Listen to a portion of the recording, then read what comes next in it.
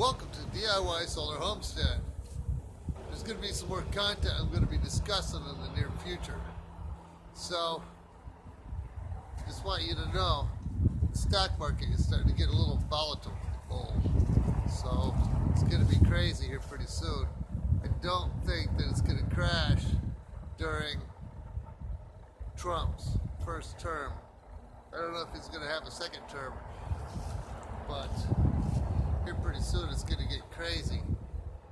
It only crashes between the year 7 and the year 3. Basically 0 plus or minus 3. It's never fallen outside of that, ever. So I think it's coming soon.